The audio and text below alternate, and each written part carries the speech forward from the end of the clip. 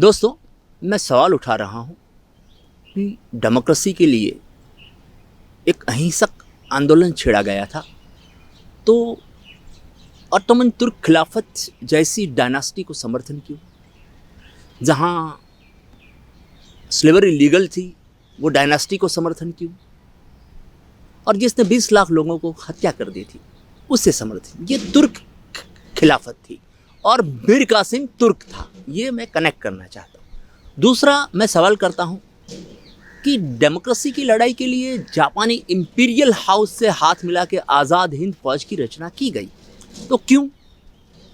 यहाँ भी मिस्टर दीवान मोहनलाल, जो सिराजुद्दीन दौला के दीवान थे, जो मीर कासिम के युग में ही थे, ये दोनों को समझने की ज़रूरत है। क्योंकि मैं समझा चुका हूँ कि सन धर्म साउथ अफ्रीका में है और शिंटो धर्म जापान में है।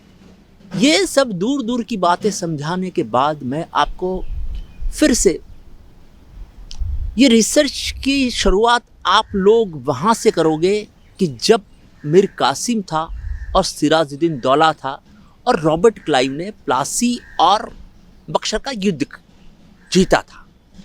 वहाँ से पीछे और वहाँ से आगे आप जाओगे तो पूरी बात समझ सकोगे। इसलिए मैं ये समझाना चाहता हूँ कि ये मीर कासिम और दीवान मोहनलाल, अब ये मीर कासिम को हम मुस्लिम समझ रहे हैं, मगर वो तुर्क था, वो जैदी था। वो इस्लाम धर्म की जब स्थापना हुई, वहाँ से सब भागे हुए लोग थे। उसमें से ही एक था मोहम्मद घोरी, इसमें से ही एक था मोहम्मद गजनी। इनको इस्लाम से कोई लेना देना नहीं। इनका सन धर्म साउथ अफ्रीका का है, वो यमन के सना और जापान के शिंटो धर्म के साथ संबंध है ये मीर कासिम का। क्योंकि अल कासिम जो डायनास्टी है वो यमन में मिल जाती है और अल मंसूर ने शुरू की थी। अल मंसूर को आज बहुत याद किया जाता है, मगर हम समझ नहीं रहे। तो ये मीर कासिम और जापान के बीच का कनेक्शन हम समझे, और ये भी समझे कि ये मुस्लिम नहीं, ये शिंटो धर्मी था। साथ में मुझे ये भी समझाना पड़ेगा कि ये दीवान मोहनलाल, वो भी हिंदू नहीं थे, वो भी शिंटो धर्म थे। ये शिंटो, क्योंकि आप तुर्क खिलाफत और तुर्क आक्रमण 1000 साल में हुआ, उसके बाद उसका बहुत सारा मुकाबला हुआ। मुगल ये तुर्क को मारने के लिए आए थे और उसके बाद भी तुर्क का अस्तित्व रहा। इसके अंदर दीवान मोहनलाल का बहुत बड़ा हिस्सा है। ये हमें समझना पड़ेगा। ये तुर्क शाही को ये भूमि पे चालू रखने में, बंगाल सल्तनत बना के भी चालू रखने में, ये दीवान मोहनलाल का बहुत बड़ा रोल है। और ये क्यों ऐसा है, इसका कारण है जापानी इंपीरियल हाउस कि जहाँ आज़ाद हिंद फौज की रचना हुई थी। वो जापानी इंपीरियल हाउस मतलब कि कोशित्सु, KOSHITSU। अब ये काशी, ये मीर कासिम और ये दीवान मोहनलाल, ये 4 चीज़ों को समझे बगैर हम ये नहीं समझ सकते कि जहाँ बोझमैन थे, जहाँ सन धर्म का अनुकरण पालन हो रहा था, वो साउथ अफ्रीका में बैठे हुए मिस्टर गांधी ने जब सुबह ये 1907 के अंदर जब बोस को फांसी की सज़ा हुई, उसके बाद 1915 में आकर यहाँ आंदोलन शुरू किया। खुदीराम बोस की जो फांसी की सज़ा हुई 1907 के अंदर, और उसके बाद 1915 में आके गांधी जी ने यहाँ, मिस्टर गांधी ने यहाँ आके जो अहिंसक आंदोलन शुरू किया, आज़ादी की लड़ाई शुरू की। और वो खुदीराम बोस को नहीं जानते थे, ऐसा मैं मानने के लिए तैयार नहीं हूँ। मैं समझा चुका हूँ कि इसका कारण है ये दीवान मोहनलाल। ये मोहनलाल को, दीवान मोहनलाल ऑफ सिराजुद्दीन दौला, उनका रिश्ता कोशिश्तु डायनास्टी से है। और ये कोशिश्तु डायनास्टी जिसे हम एक को मुसलमान समझ रहे हैं मीर कासिम और एक को हिंदू समझ रहे हैं दीवान मोहनलाल, ये दोनों को एक करती है। मतलब कि ये दोनों शिंटो धर्मी थे और एक हिंदू बन के और एक मुसलमान बन के आज भी हिंदू और मुसलमान को लड़ा रहे हैं।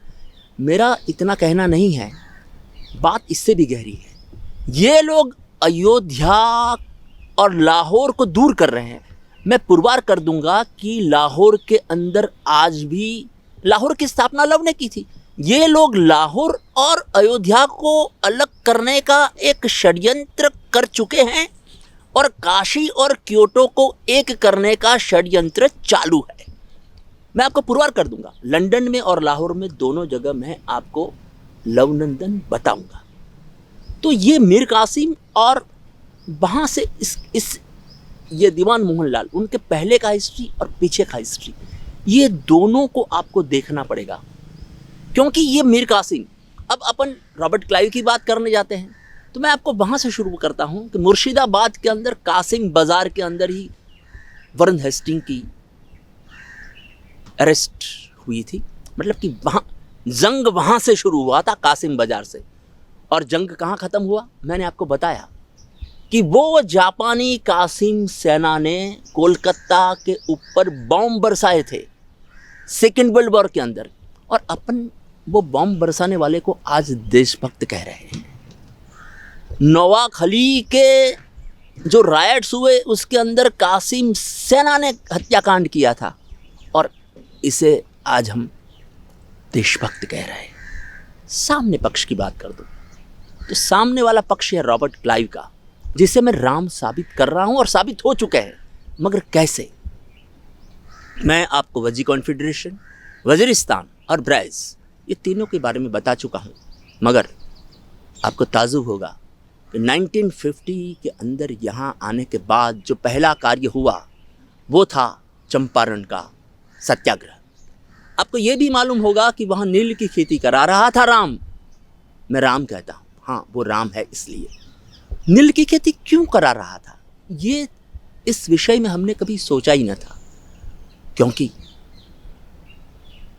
बख्तियार खिलजी, मतलब कि ये मीर कासिम के पुरखों ने जो नालंदा यूनिवर्सिटी को तोड़ दी थी, जिसे दीवान मोहनलाल मजबूत कर रहे थे, वो नालंदा यूनिवर्सिटी की याद बिहार को ताज़ा करानी हो और वो शब्द को याद दिलाना हो तो नील की खेती कर रहा था राम, करा रहा था राम। क्योंकि जब तक आप नील को नहीं समझोगे, नालंदा को नहीं समझोगे, जब तक आप नालंदा को नहीं समझोगे, तब तक समेत शिखर और नालंदा, चिरांत और चेरो डायनास्टी, ये सबको नहीं समझ सकते। और जब तक आप राम नहीं समझ सकते, तो ये 1970 में पहला किया चंपारण सत्याग्रह, वो नील की खेती करा रहे थे। अपने असत्य के प्रयोग में उन्होंने एक प्रकरण लिखा है, नील की खेती। आज मैं इस प्रकरण के सामने आवाज़ उठाना चाहता हूँ और मैं कहना चाहता हूँ कि राम को बुद्ध से लेना देना था, राम को महावीर से लेना देना था, और राम को अयोध्या से लेना देना था, राम को लाहौर से लेना देना था। ये लोग, हम इस चीज़ को भुलाकर बुद्धिज़्म का ख़त्म करने वाले लोग आज हमें राम समझा रहे हैं। मगर नील की खेती कराने वाला राम था, क्योंकि वो नालंदा की याद करना चाहता था। इस बात को मैं अगली बार समझाऊंगा जब मैं नालंदा की बात करूंगा। मगर ये मीर कासिम और दीवान मोहनलाल, आपको ताजुब होगा कि जब नील की खेती की बात सत्याग्रह चला तो उसका विरोध करने पहुंचे सब किसान थे क्या? अरे वो सब दीवान मोहनलाल के रिश्तेदार थे। एक रिश्तेदार मुझे मिल रहा है दीवान मोहनलाल का, खुदीराम बोस, दीवान मोहनलाल के ही रिश्तेदार, वो नील की खेती का विरोध करने पहुंचे थे। मुझे ताजुब होता है कि देश देखता रहा और राम को इन लोगों ने क्विट इंडिया कह दिया। आगे मैं नालंदा की बात करूंगा। मेरा यूट्यूब चैनल का नाम है रामेक खोज, RAMEK। KHOG। मेरी वेबसाइट है chandrakantmarwadi.com, आप अवश्य देखें। Thank you very much.